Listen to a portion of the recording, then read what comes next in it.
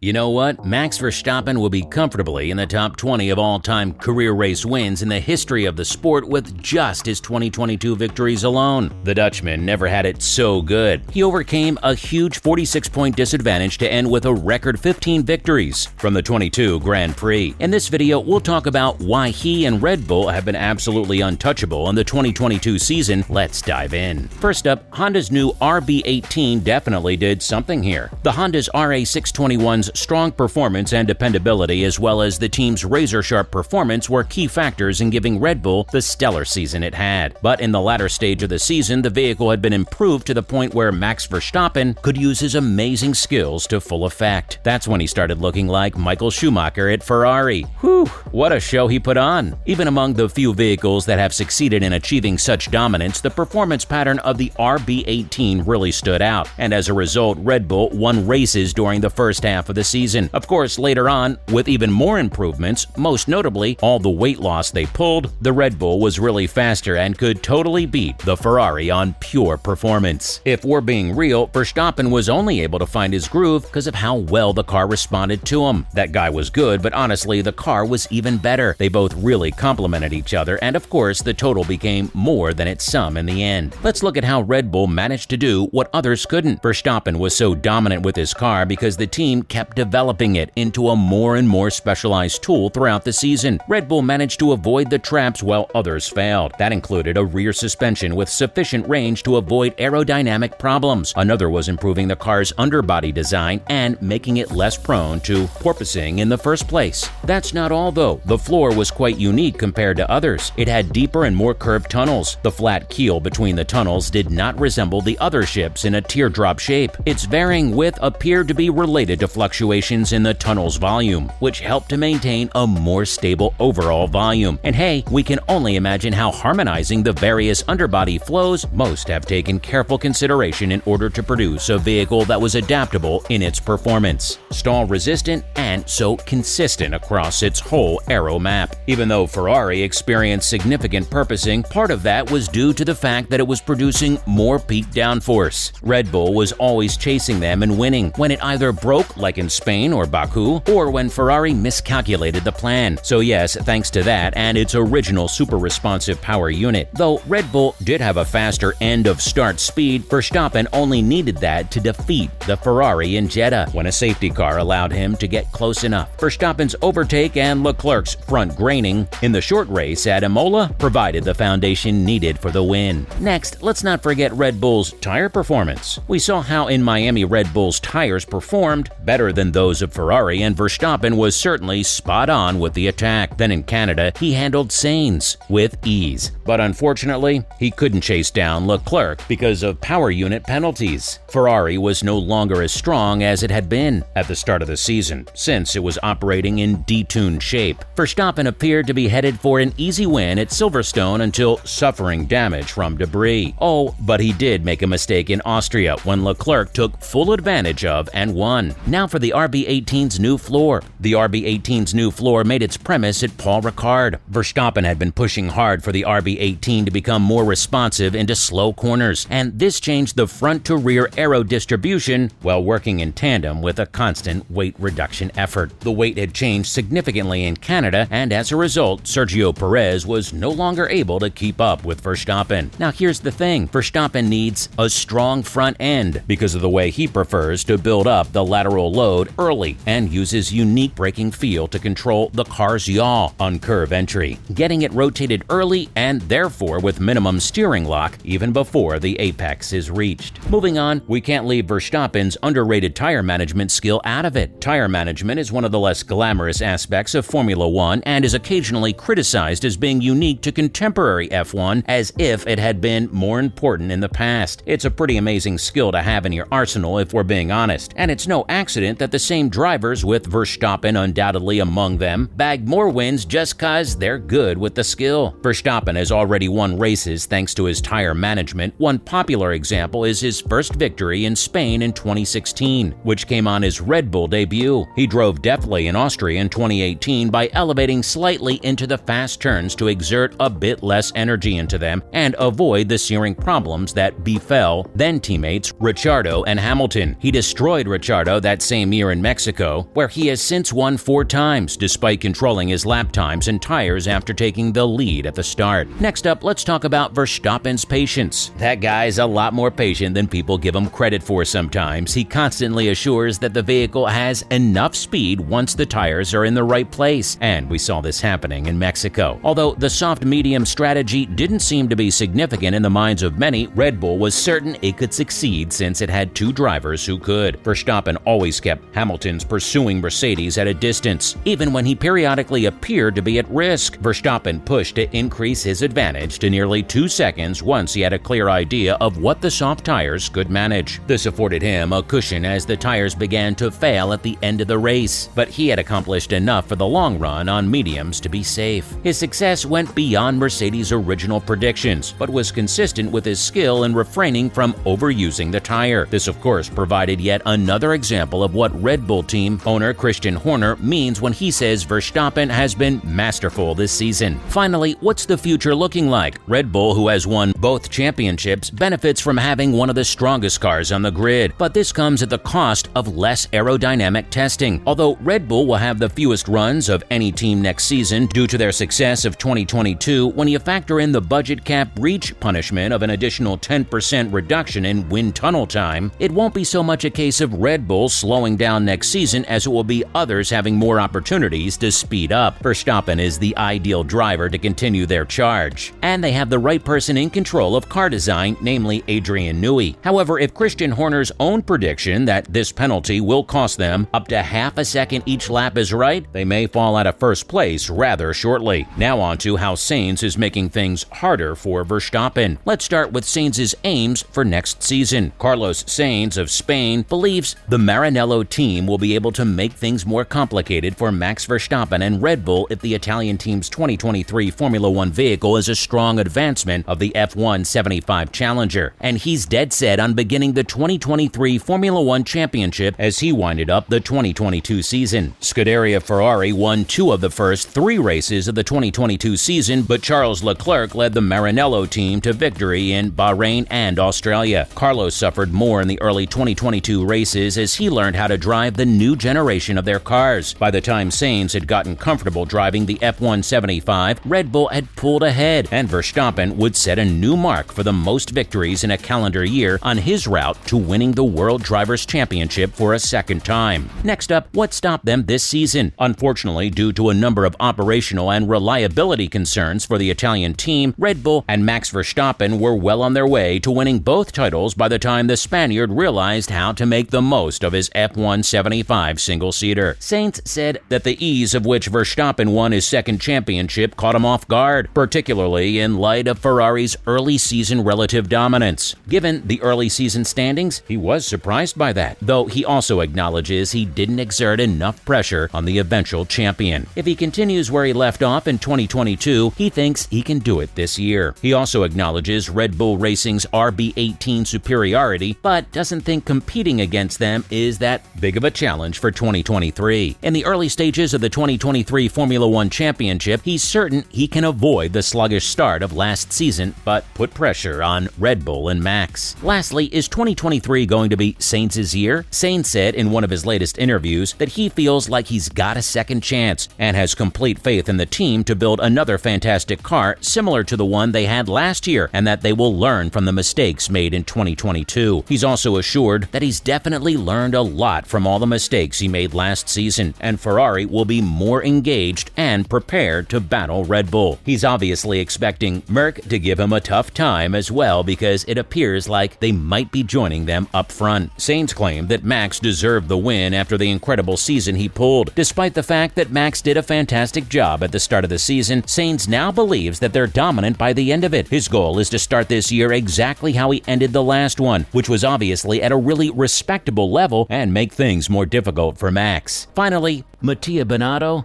being replaced as the Ferrari team chief in 2023, Frederic Vassar is the man entrusted with placing Scuderia Ferrari back on top. Let's see how they do. And that is a wrap for this video. So what are your thoughts on Red Bull's stellar 2022 season? Let us know in the comments below. Also, make sure to give this video a thumbs up and subscribe to our channel for more videos like this. And we'll see you on the next one.